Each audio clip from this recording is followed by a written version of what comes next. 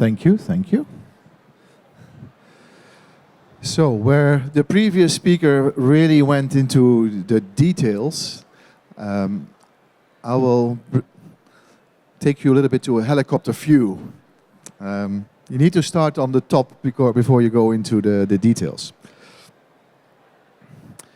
So everything I say is true until it's proven not to be true, so don't hold me accountable for what I'm saying here. I cannot tell everybody everything in half an hour. But what I will do is I will take you up to the road to make your business a little bit more future-proof in what we call a rapidly changing regulatory landscape. So it's like a train station, and I choose this picture because in Brussels they use the analogy of a train station to highlight the number of changes that they have. They have different topics, and for each topics they have a train platform, and in the details there's train departing from those platforms, and those trains represent a regulation or a directive. So something like a set of changes around a topic.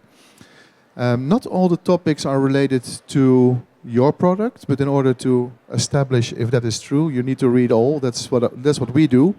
We read all those legislations and directives in the context of products or aspects of products, which could be IoT or it could be AI or cybersecurity for certain products, or it could be very functionality, toys-related aspects. But to give you an idea, at this moment there are still 543 trains either waiting or driving. That's a huge number of legislative changes. And why is that? Why is that so much? Is it really that kids behave differently next year or going to behave differently next year than last year? Are there new electrical risks in the future? It's not all like that. It's more like we make dumb products smart. We are adding technology there where we never had technology, and we bring products to the market in new ways. So we have new players on the market, e-commerce, direct delivery from outside Europe to Europe. There are marketplaces. There's different ways to sell products. There's also different ways to combine products or retrofit products. And all these new aspects you need to address in order to, let's say, from a legislative point of view, also stay in sync with the reality. So both sides, the legislating side, but also the market side, need to stay in sync. Managing all those changes one by one is actually impossible. It's like a boxer without any defense trying to win his match. He will be hit, stand up, be hit, stand up. It's better to have a look at your enemy and define what is their strategy. Not saying that Brussels is an enemy, because Brussels is trying to regulate a world where you as a consumer or as a supplier of products are also part of. It's better to understand their strategy. The key question is your business ready for what we have called the regulatory tsunami? You cannot outrun the wave, but maybe you can ride the wave. So if you look at a higher level of all those trains departing, when they are rewriting, for example, legislations on batteries or on cybersecurity or on toys, they actually look 5 years ahead, 10 years ahead, 20 years ahead. It takes a long time to change things. Especially, look at this business, people are buying products for next year. So if there is a change in legislation with a transition period of 24 months, 12 months are already gone because you are buying perhaps for Christmas 2025. So everybody needs change. There's stock, there's raw material being produced, there's factories being made that produce certain chemicals. You just cannot change this planet overnight. So things go slow, but if you want to move in this world and survive in this world, you need to pay attention to the road signs. The road signs are, we are all heading for a world where there's more transparency on where products come from. In essence, the European approach is that consumers should have information that helps them to make a decision on do I want to buy this product or that product. And this is not new. If you look at energy labels, you can buy a wash machine for €600 or €800. They both make your wash perfectly clean, but one is using less energy than the other, or makes less noise, or has programmable functions, or uses less water. Do you want to pay a little bit more, or do you want to pay a little bit less?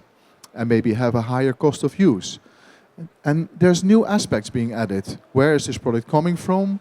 What's the carbon footprint of this product? Can it be repaired? And if so, what is the average cost of a repair? And this is all what you need to consider. So the second one is, connected to supply chain transparency, is empowering consumers to make conscious decisions. Now that is easy if you are in a store and have access to packaging with a lot of information. It should be easy when you are visiting a website. It should be easier on a website to display information than on a packaging, because digitally you have much more space. Digitally you can switch to a language, and on packaging you need to compress everything on what you have available. The point is not so much in how to display it. The point is how to get all this information. Because if you look at the supply chain, there's a tremendous number of factories involved in making a product. They all have the information, but they have never organized themselves in such a way that it's easy to share. And that also takes time. Third point is circular economy. We only have one planet, and we're eating it up very fast. And you can have an opinion of that is true or not, but the reality will catch up on you that it is true. And we are consuming more, digitally more on e-commerce. To give you an idea, for the European market, 50% of today's consumption on packaging materials, on paper and plastics, is single-use. And that's just because people like to buy parcels. And then we get a big box arrived at our door with a small SD card in there. We're shipping air. Is that smart? No, it's not smart. So we should reduce the packaging materials, reduce the air in packaging materials, but we should also try to envision how we can actually reuse and recycle materials. That takes time. But we need to go to a circular economy. Ditto for batteries. The battery regulation is rewritten, not so much because batteries itself changed, but we are using more and more batteries. So, do we need to throw away a product that is perfectly fine just because the battery, after 1,000 times charging, is not so optimum for users anymore, and we cannot replace the battery? If you look at headsets or earbuds, maybe the battery cost as total of the part is just 5 to 10% max. So why do we throw away 95% or 90% of a perfect product just because the battery is empty? You could also say it's quite odd that we need regulation to stimulate an industry to make their products a little bit smarter, and this will have effect on all the kind of products. So the iPhone that you still can buy this year probably will have a replaceable battery in a year or two from now. We have had voluntarily legislation to try to see if the market would pick up on this beat. And unfortunately, they did not fast enough. So where things were voluntarily, they will become more mandatory. And any government makes things mandatory by enforcing registration systems. Put data in the system, get a number back, use the number on import. Okay, so now suddenly the ones that ship goods needs to have a number, otherwise they don't ship the goods. You only get the number if you put data somewhere in a form. Now you need to collect the data. So it becomes a complex process in order to keep access to the market. Last but not least, the rhythm will go up. So if you have originally just information about compliance in a very basic scale about the SKU, the article number, what is it, how was it tested, one-time test, did it pass, yes. This now will speed up. Now you need to have maybe a number of compliance before next shipment. So this will increase the rhythm, and that makes it not much complex, but it makes it more labor intensive. So this new reality is a new agenda, and it's, I think we all will benefit from it. It will take time, but we will benefit for it. And if you really wants to dive in, I can recommend you go to visit Country Overshoot Day and look up your country and see at which date in this year your country actually already used up its fair share of resources, and you'll be surprised. There's many countries up there that you think, okay, they should do better, but they actually have to import almost everything that they have. And then you eat up your fair share quite fast. Country overshoot date could be a very powerful instrument also to motivate your own internal team to say, this is not something that we made up. This is what we are facing in general, and we can contribute.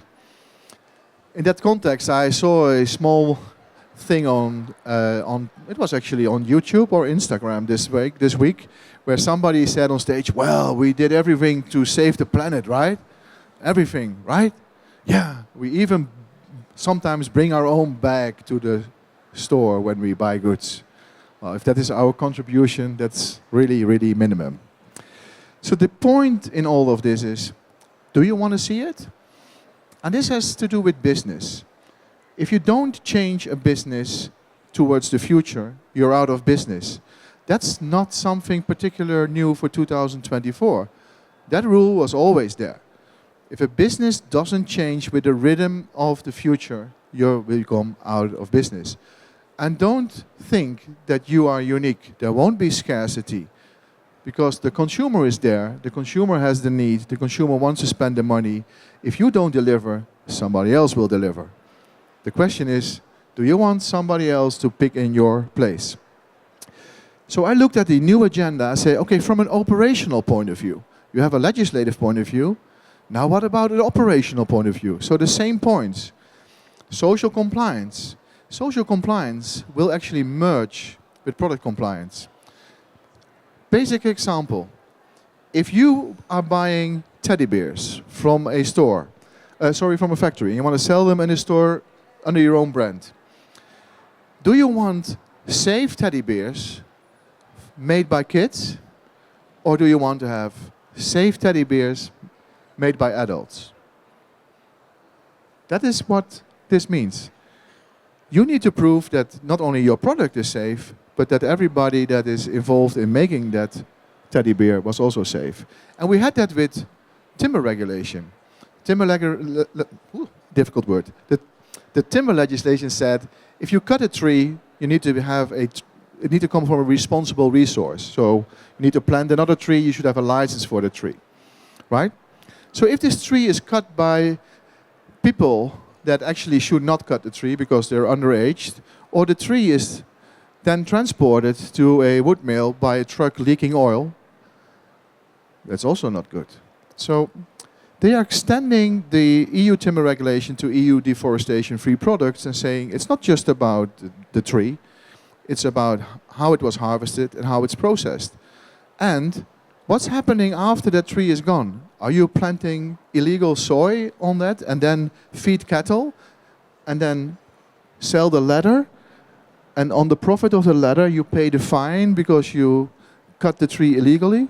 Okay, so that's not good. So soy, cacao, coffee, all are becoming part of timber regulation, which makes sense. We will see that there are more stringent agenda topics on different aspects. If packaging becomes important, then we suggest that packaging compliance should be not part of product compliance, but become what we call a single topic file. So you will have more files. Packaging, you have files on batteries, maybe even files on the wood supply chain. The rhythm goes up, timing and transparency becomes more important. I try to visualize that. If you have three axes, one axis is the static evidence of a product, the other axis is maybe one technical file, set of documentation covering one article or a family of article, and actually you're just talking with your supplier. So you go one tier deep. That is what you do today, and it was actually sufficient. But besides the test reports, you will now also have to collect a set of data. That is a different effort. It's more. It's not just a test report, it's also raw materials, addresses, how much energy did you use, what kind of material, where did you buy it, etc. That means that you cannot just talk with one, you need to talk with multiple vendors, or your first tier supplier needs to talk with multiple vendors. So the effort will be deeper in the supply chain. That takes time. That's cost, but it also takes time. So you have more data from more people. And then you don't do it just for your article, you do it by every batch. And now suddenly it becomes really a multiplier. Because if you have to do that for all your products, you need to wonder, am I going to do this for my supply chain? Or am I going to work with my supply chain and say, if this is the future, how will you be able to supply products with information? Yeah? Because whilst this is happening, you are also growing your business. That is the other X, time. And you will grow your business, multiple products, multiple countries, maybe different supply chain roles and suppliers that also want products with their brands. So even if Brussels don't change anything, you already make it more complex because you are growing your business. Is your team ready? How many times a year will you ask yourself and your team if you are ready for all of this? I think at least every 2 or 3 months you should reanalyze and revise if you're still on top, on par, on rhythm with these changes. And there's a very, very basic schematic that is already long time used. It has to do with willing and able. And people that are not willing, you cannot try to teach them anything. It's no use of leading a horse to water. You can lead a horse to water, but you cannot make him drink if he's not willing to. So what we often try to do is we try to teach people internally, externally, about things, but they're not willing to do it for you. Because simply, you're not buying enough, you're not a big enough customer from them, so the quantities are not justifying the investment in the future compliance, so you need to revise your roles. We cannot, as ProductIP, we can never help businesses to move people from not willing to willing. The commercial motivation needs to be there. This is a task for purchasing and category management. What we can do is help supply chain move from not able to able. That is teaching. Companies that are willing, you can move from not able to able. That's called training. And we do that via Productipedia, we do that via Compliance Tuesdays, we do that via our platform workflow. So we do that for everybody, regardless if they asked us. Because if you work with ProductIP, we want to reduce the questions that we got from supply chain partners. So it's our benefit as well to do that. But there need to be reward. Yeah? And reward is not just more orders. You need to consider, how am I going to reward cooperative suppliers? Am I giving them better payment terms? For example. So you need to go in a kind of a rhythm that you say, I need to understand where my suppliers are, and you focus always on 20-80. 20% of your supply chain delivers 80% of your profit. Start with them. You can also start with mapping out, for example, the packaging supply chain. The packaging supply chain is very complex, and it's a great exercise to see how the tree of suppliers in second tier, third tier, fourth tier perhaps are building up. And we already have customers saying, we're actually going to walk away from factories supplying with their own packaging. We're going to find dedicated packaging suppliers to reduce complexity. In ProductIP, we start with having a document invite, opening a file and having people uploading documents. But that's just the beginning. We're actually pushing back the work into the supply chain for our customers so that suppliers can have an efficient interface and be prepared when sharing information. And that saves considerable time. There's a McKinsey report saying that this actually saves up to 40% of the cost. That is significant. So we looked at the new agenda from a legislative point of view and an operational point of view. But what about a business point of view? Many say all this ESG and CSR mumbo jumbo, why should I ask all those questions? But this new reality will not go away. So I think you should stop considering greenwashing all these aspects and say, how can we seriously make this integral part of our brand? And I don't expect all of you to become like Patagonia, but at least inside your company, you need to be on par. Because if everybody still at the coffee machine has a discussion, is this really needed? Then the source of problems in making progress is not outside you, it's inside your company. You need to understand what your brand value is when you talk about these things. And that might be that you need to make tough decisions about certain product categories and supply chain roles. I also never trust somebody that says, nothing ever goes wrong at our side. So don't hide that this is a tremendous struggle. Maybe invite your future customers or your current customer base on your journey of how you can actually transform some of your supply chain into a better world. Technology is great, but still keep the human touch. It's like this. People do business with people, still very relevant. So what's on your horizon? Can you actually turn this into a competitive advantage? That will be the challenge, right? So if I quickly go to some of the regulatory highlights that are up to date, just pick 3. General Product Safety Regulation will be live December 13. Battery and battery waste already is live.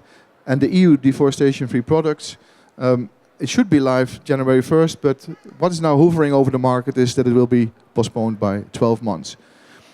Don't think that you just gain 12 months. You need those 12 months because everybody moved so slow, including Brussels, that they had to postpone it. But EU deforestation-free products, I tell you, that's a tough cookie. That is a tough cookie. Okay. So, General Product Safety Regulation, in a nutshell, it's actually bringing things on par with products that are already CE, and it brings online sellers on par with brick and mortar shops. They should behave the same. You cannot sell products without a European address. Oh, really? Yes, you cannot. You can never sell a product in an economic zone without an address in an economic zone. You cannot sell products in the States without an address in the States, not in Japan, not in Nigeria, and also not in Europe. Otherwise, how can a legislation organization address an issue with you in that market? They never can. So they must be a legal representative. The risk assessment is highlighted again. I think especially because of we're adding new technology, software updates, cybersecurity risks to all kind of products. It's not really new risk assessment, but they just emphasize on it again. If a product risk is covered by a harmonized standard, obviously you don't need to redo it again. Mandatory recall format. Okay, so you can prepare. No more greenwashing, because what you read now in some of the recalls is that, yeah, we've been contacted by market surveillance authorities, and although there was no real case known to us, we voluntarily ask you to return the product. Well, everybody thinks that's not my product, I won't do it. So it will a little bit more like the Australian format, standard layout, standard message. That's good, you can prepare and translate everything ahead. There needs to be a file. Yeah, you need to, but that is from a company point of view, should be the basic rule. How can you protect yourself as a company as liability if you just have a set of documents somewhere in a shoebox? Yeah, but we have the shoebox. Yeah, it's organized by Peter, but Peter is gone in 3 years, and the problems don't occur today, they're always in 3 years. Get yourself organized. If you're not organized, you're already liable when something happens, and you don't want to be that. Second one, batteries. Wow, batteries are everywhere, so they focused on the battery groups that are, let's say, growing most fast. Automotive, small and light transportation, and storage systems for households or for private use, 2 kilowatt hours and more. The other batteries that we all know and buy will follow suit, because the battery industry will basically set itself to a new standard. And then I think the biggest challenge is people that design still products that become redundant after the battery is gone. Supply chain compliance is part of battery legislation. It's actually become a part of every legislation. Waste, I just mentioned that. For you, operational, the trick is, are you importing products with your brand that carry a battery without any brand? Then this battery becomes your branded battery as well. And if you need to have a CE declaration for products with a battery, including the battery, for what are you actually signing? So what we are seeing is 2 things. There's people subscribing their factories to use big A-name branded battery manufacturers that have a European address. that prevents you to become the importer of the battery on paper, because they have a European entity taking responsibility for compliance of the battery. Or ship without a battery at all, and just say to the consumer, buy yourself a battery in store. Third one that I want to highlight is the EU deforestation-free products. It's not so much relevant for electronic products, but I think the idea is very relevant. It's timber-related, but also products that could grow on parts of forests that are illegally harvested. So people cut trees, they don't worry about a license, because they're going to pay the fine of the profit they make on products that they grow afterwards on those pieces of land. And I would say leather. Leather could be a part of some of the products that you buy here, or rubber, if you have rubber seals. But most of the seals that are used in products are actually artificial rubber that's not part of this. Yeah. What about FSC? If I have FSC on products with wood, is that sufficient? Well, it's not sufficient per se. FSC is already upgrading their own program, otherwise their FSC program will become redundant. They are looking into supply chain partners as well. I would say if you're familiar with programs like Amfori, BCI, SA 8000, it's social compliance plus FSC or PFAC. Social compliance with sustainable forestry together will do the job for most of you. Yep. It's difficult. It will have a paper trail. You need to submit things. You get a number, and that number needs to be available at customs 72 hours before import. Yeah, that's okay when products are on a container. But what about samples? Samples and express deliveries. There is no financial threshold in this legislation. So this is relevant for samples as well, and it's relevant for drop shipping. So it's quite complex. Because it's complex, many leaders in the industry actually are using us, because we try to digest the complexity and then change it in something that is called actions. What do I need to do? What does it mean for us? How does it influence my product, packaging, process, or maybe the way I need to look at the supply chain?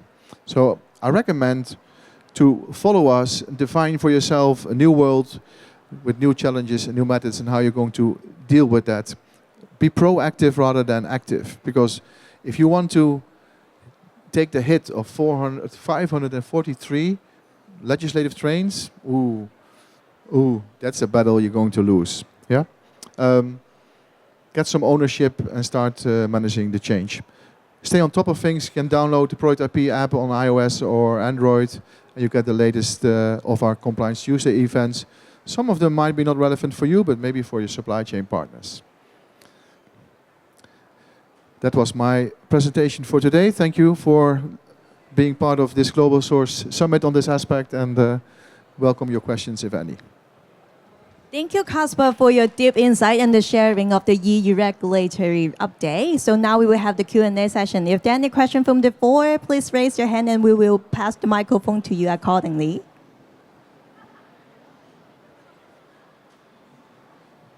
I believe, at the front wall. Thank you. Hello, thanks for the conference. What recommendation do you have for the future in AI for hardware products in innovation? Yeah. Well, my previous speaker already went into the details on how to test AI. But for AI, it is similar as with other aspects. Even with software, for example. Previously, maybe when you do an assessment, you wouldn't even write down which software version you actually bought. But software will become part of a bill of material as such. Who is the supplier of the technology? Where is it hosted? Are servers or services offered via a European platform, or is the platform outside? Do you internally have a problem owner where people can actually contact you when there are questions? So you should look at AI risks in a similar way as a mechanical risk. And if it can be updated uncontrolled or over the air, who has access to this kind of update automation? Who can initiate that? I think it's more on that aspect, on change management rather than the initial version. The initial version you can design and test. But what if the product is in the market with your brand on it? And the second one is, there's many people that sell a product under their own brand that can only be used in combination with a general app. But if that product with my brand can only be used in combination with that app, the market surveillance authorities will consider that I also, as brand owner, own that app from a responsibility point of view. And I think it makes sense, because I am forcing the consumer to use maybe an AI aspect or an app aspect, and without it, the product has no value. So you really need to consider that. And it becomes quite common, right? AI technology in certain aspects. So the Cybersecurity Act is complex also for us because we're all not so familiar with the language that is there. We need to grow into the lingo. But I would treat it as parts. Who is supplying parts? Who is maintaining parts? Who is looking at parts? Who can change things? And look at it from that point of view. Does that help? Yep. Yeah? Thank you. Okay.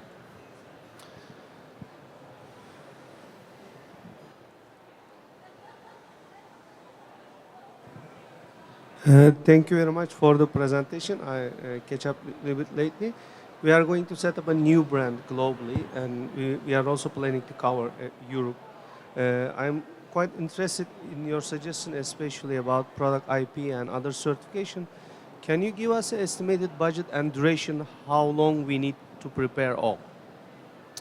Well, ProductIP itself is not a test house or a laboratory. So in ProductIP, we support SMEs or starting companies via what we call a pay-as-you-go model. For just under €100, you can already open a technical file, and that file can cover multiple SKUs in a family. So if you have 3 items, 3 colors, there's 9 items, but you don't pay per item, you pay per query on the database. And if you don't have a team and you want to use our full service team to communicate with your supply chain partners, you need to consider €500 to €600 additional cost for that. But normally we see that people only do that in the beginning and then quickly go to what we call DIY, do-it-yourself mode, or even push it back to the supply chain. A flat rate model for enterprise with almost 1,000 queries a month will be €6,000. So the maximum topping cost of a DIY model is around €72,000 a year. And for most large companies, that equals to the monthly cost of a QA/QC person. Yeah, so you have no future cost. But if you talk in terms of lead times for testing and certification, I think in some aspect, you really need to consider maybe 2 to 3 months, especially if it's not right the first time.